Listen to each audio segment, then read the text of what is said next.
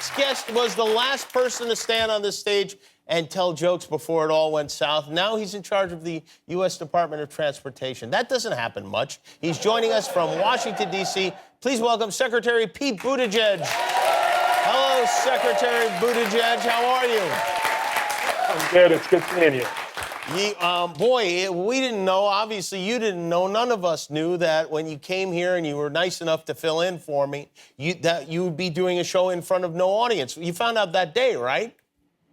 I remember how much changed between breakfast and when we actually went on. Right. And been rehearsing for a couple of days. Middle of the day, we found out things were changing. Maybe we shouldn't have an audience. Then really thinned it out. We were trying to figure out if we could still go forward. And who would have thought that that'd be the last time anybody be in that studio for a long time? Yeah, I feel in a way, I feel like you're responsible. Thanks a lot. Not long after that, I believe we have a photograph here. You grew a beard, which I think looks very good. But I asked you to host the show, not to co-opt my life. You went a little too far, I think. What can I say? It went to my head. Had you known that you were not going to have an audience that night, were it not for Sir Patrick Stewart, who's like one of, if not your favorite, would you have left? Would you have gone right back home? Anything to be able to meet Patrick Stewart in person. So I'm glad we were able to do it. And it was a lot of fun, but could not have guessed what was coming next. May I ask? Could not have guessed how long it would take. I wanted to ask about your cabinet position. I wonder how that worked. Do you get a phone call from now President Biden? How does that work? How do you get the news? Yeah, you get a phone call from somebody asking you if you have time to speak to the president-elect. Oh. You do. So, it was exciting to get the call. Obviously, worked hard to support the campaign and felt like there might be an opportunity to serve. But it's the president-elect's decision, and you don't know until you get the call. So it felt great to know I was going to have a chance to serve and to work on something as important and as cool as transportation. It's something I've always cared a lot about, and a really important part, I think, of what this administration is going to be able to do if you just think about how much is on the line for our infrastructure right now. Yeah, I do want to ask you about that, but I'm first curious to know, did you know that that was the position you would be offered, or could it have been housing and urban development, or, some other position in the cabinet? Yeah, I mean, it's not like a job application process where you're kind of going in for a specific slot. It's the judgment of the president-elect. And I remember news articles about some rumor that I was going to be sent to China, which came as a big surprise to Chasten and to me. But things worked out for the best. So, as head of the Department of Transportation, do you oversee the monorail at Disneyland? Are UFOs under your purview technically?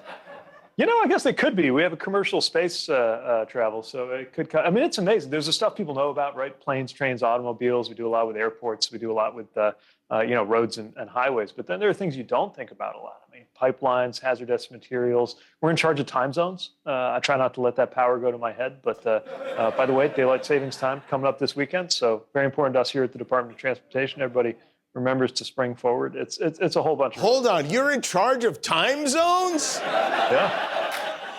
You're the guy I've been wanting to talk to. We got to get rid of this daylight saving time. My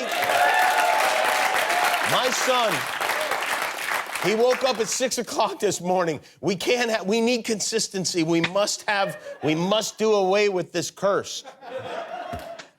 Can you do that? I'll see what I can do. Thank you. I'd appreciate that. Okay, infrastructure. I feel like infrastructure is like gluten. We all know that it's important, but we don't really know exactly what it is. What is infrastructure?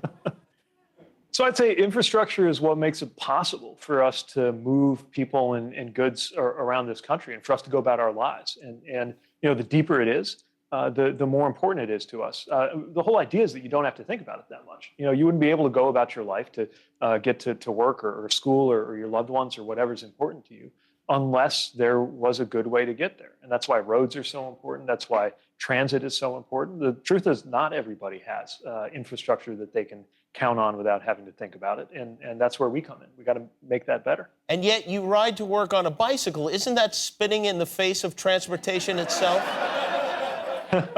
No, because that's part of infrastructure too, right? I mean, part of what we're trying to do is encourage cities and states to build more bike lanes, which is a kind of infrastructure, bike sharing, which is a kind of infrastructure. And I'm encouraging more people to bike to work, so I figure out how to practice what I preach. Now that the president has signed the ARP bill, will it be your job to now get those? Will you have to load all the stimulus checks onto a train or something and get them to all the people? That's right. Bags of cash. We put them on airplanes. No, it's it's obviously a whole government effort to make sure that these resources get out to where they need to be, and it's about getting checks out to families, but it's about getting shots into arms too. And a big part of it is with us because we're working to make sure there's support for transit agencies. I mean, you think about the hit that transit agencies took. Amtrak, because their ridership fell, so their revenue fell, and they were having to cut routes. They're already in the process of adding routes back, thanks to the American Rescue Plan. So that's just one example of what the president's action today will do. And we're thankful to Congress for passing it. And I'm so glad the president was able to get it done.